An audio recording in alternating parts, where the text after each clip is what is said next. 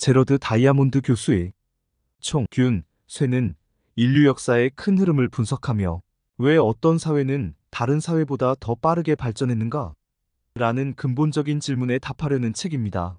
이 책은 인종적 우월성 같은 단순한 설명을 거부하고 문명의 발전 궤적을 형성한 환경적, 지리적 요인에 초점을 맞춥니다.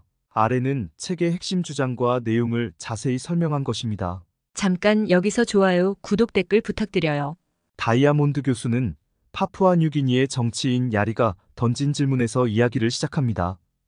왜 유럽인들은 이렇게 많은 부와 기술을 가지고 있는 반면 뉴기니인들은 그렇지 않은가? 이 질문이 책 전반의 주제를 관통합니다. 저자 다이아몬드 교수는 왜 역사적으로 각 대륙의 발전 속도가 달랐는지, 그리고 유라시아 문명이 현대 세계를 지배하게 된 이유를 설명하고자 합니다. 다이아몬드는 문명 발전의 기초가 농업의 발달이라고 주장합니다. 사냥과 채집에서 농업으로 전환한 사회는 여러 가지 이점을 얻었습니다. 우선 식물과 동물의 가축화는 안정적인 식량 공급, 노동력, 재료를 제공했습니다. 그리고 식량 잉여는 인구 증가와 노동의 전문화를 가능하게 했습니다. 농업을 위한 정착 생활은 복잡한 정치 및 사회 구조의 발전으로 이어졌습니다. 비옥한 초승달 지대와 같이 밀, 보리 같은 작물과 양, 염소 같은 가축을 쉽게 길들일 수 있는 지역은 선발주자가 될 수 있었습니다. 반면 사하라 이남 아프리카나 오스트레일리아와 같은 지역은 이러한 자원이 부족하여 농업 발달이 지연되었습니다. 그리고 지리는 문명의 발전 속도를 결정짓는 중요한 요소였습니다. 유라시아의 대륙의 가로, 방향 지형은 작물, 가축, 기술이 비슷한 기후와 위도를 따라 쉽게 확산되도록 했습니다. 한편 아프리카와 아메리카의 대륙의 남북축은 다양한 기후와 지리적 장애물을 만들어 농업과 기술의 확산을 지연시켰습니다.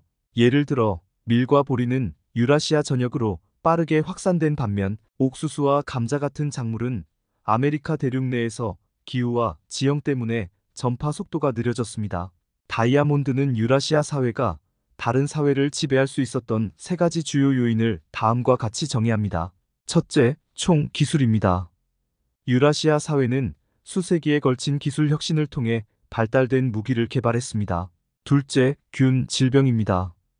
가축과 가까이 생활하면서 천연두와 홍역 같은 질병에 노출된 유라시아인들은 면역력을 갖추게 되었습니다. 이러한 균이 면역력이 없던 원주민 사회에 전파되었을 때 대규모 전염병이 발생했습니다. 셋째, 쇠, 도구와 무기입니다. 금속으로 만든 도구와 무기는 자원 착취와 전쟁에서 유라시아인들에게 큰 우위를 제공했습니다. 이 세 가지 요소는 상대적으로 적은 유럽 정복자들이 광대한 아메리카, 아프리카, 오스트레일리아의 영토를 장악할 수 있었던 이유를 설명합니다. 한편 문자 체계와 중앙 집권적 정부도 문명의 발전에 중요한 역할을 했습니다. 문자를 사용한 사회는 지식을 저장하고 법률을 전달하며 복잡한 활동을 조율할 수 있었습니다. 그리고 중앙 집권적 국가들은 전쟁, 공공사업, 기술 개발을 위해 자원을 동원할 수 있었습니다. 이 두 가지 요소는 인구 밀도가 높고 식량 잉여가 많은 지역에서 더 쉽게 발달할 수 있었습니다. 다이아몬드는 다양한 역사적 사례를 통해 자신의 주장을 뒷받침합니다. 스페인의 아메리카 정복의 예입니다. 천연두와 같은 질병, 우수한 무기, 정치적 조직은 소수의 스페인 정복자들이 아즈텍과 잉카 제국을 무너뜨릴 수 있게 했습니다. 그리고 아프리카의 반투 확장의 예입니다. 농업과 철제 도구의 확산은 반투어 사용 민족들이 사하라, 이남 아프리카의 수렵, 채집 민족들을 지배하도록 했습니다. 오스트레일리아와 뉴기니를 예로 들면 이 지역들은 척박한 토양, 제한된 가축화 가능한 식물, 대형 동물의 부재로 인해 사회적 복잡성을 발전시키기 어려웠습니다. 총, 균, 쇠는 폭넓은 찬사를 받았지만 몇 가지 비판도 제기되었습니다. 우선 과도한 단순화란 비판입니다. 다이아몬드의 지리 중심 접근법은 인간 문화, 정치적 결정, 개인의 역할을 간과한다는 지적을 받았습니다. 그리고 유럽 중심주의란 비판입니다. 일부 사람은 이 책이 유럽의 지배를 정당화한다고 비판했습니다. 환원주의란 비판도 있습니다. 복잡한 역사의 상호작용이 지나치게 일반화되었다는 주장입니다. 이러한 비판들에 대해서 다이아몬드는 자신의 설명이 결정론적이지 않다고 강조합니다. 지리와 환경이 무대를 제공했을 뿐 모든 결과를 결정짓지는 않았습니다. 인간의 선택, 창의성, 적응력도 중요한 역할을 했습니다. 그러나 그는 인종적 우월성이나 단순화된 설명을 거부하며 전 세계 불평등의 차이는 대부분 외부 요인에 기인한다고 주장합니다. 결론적으로 총, 균, 쇠는 인류 역사의 큰 흐름에 대한 설득력 있고 과학적인 설명을 제공하는 거대 이론입니다. 다이아몬드의 학제적 접근은 어떤 사회가 먼저 발전할 수 있었는지, 왜 어떤 사회는 뒤처질 수밖에 없었는지 이해하는 데 도움을 줍니다. 이 책은 독자들에게 불평등의 뿌리와 우리의 세계를 형성한 힘들에 대해 비판적으로 생각하도록 도전합니다.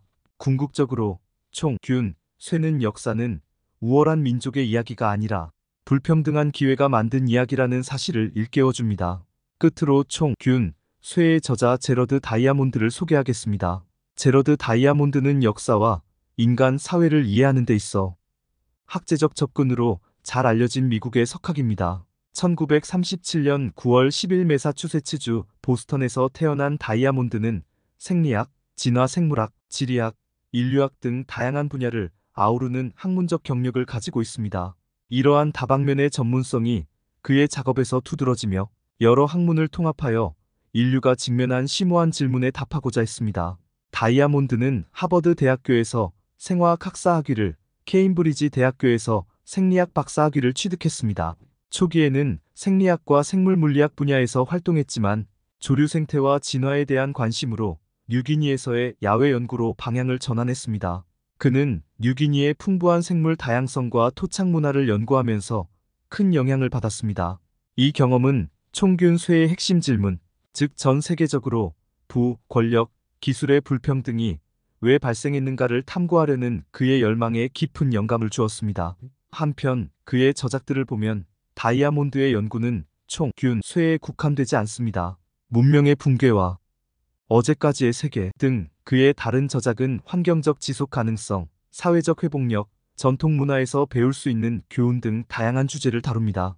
총균 쇠는 1998년 퓰리처상 일반 논픽션 부문을 수상하며 다이아몬드를 세계적 사상가로 자리매김하게 했습니다. 또한 이 책은 내셔널 지오그래픽에서 다큐멘터리로 제작되어 전 세계 수백만 명의 독자와 시청자에게 전달되었습니다. 다이아몬드는 문학적 업적 외에도 UCLA 캘리포니아 대학교 로스앤젤레스에서 지리학 교수로 재직하며 미국 국립과학 메달 수상 및 미국 국립과학 아카데미 회원으로 활동하는 등 수많은 영예를 안았습니다. 다이아몬드의 작업은 학제적 연구의 중요성을 잘 보여줍니다. 그는 생물학, 지리학, 역사학, 사회학을 융합하여 복잡한 문제에 새로운 관점을 제시하며 독자들에게 기존의 서사를 넘어 깊이 있는 사고를 장려합니다. 그의 저서는 단순히 정보를 제공하는 것을 넘어 독자들이 주변 세계에 대해 의문을 품고 인류 역사를 형성한 힘들을 더 깊이 이해하도록 영감을 줍니다. 고대 문명에 대한 탐구에서부터 현대 사회의 도전 과제에 이르기까지 제러드 다이아몬드는 환경적, 문화적, 역사적 요인이 얽힌 복잡한 맥락을 독자들에게 소개하며 끊임없는 호기심과 이성을 바탕으로 한 메시지를 전달하는 석학으로 자리하고 있습니다. 감사합니다. 여기서 좋아요, 구독, 댓글 부탁드려요.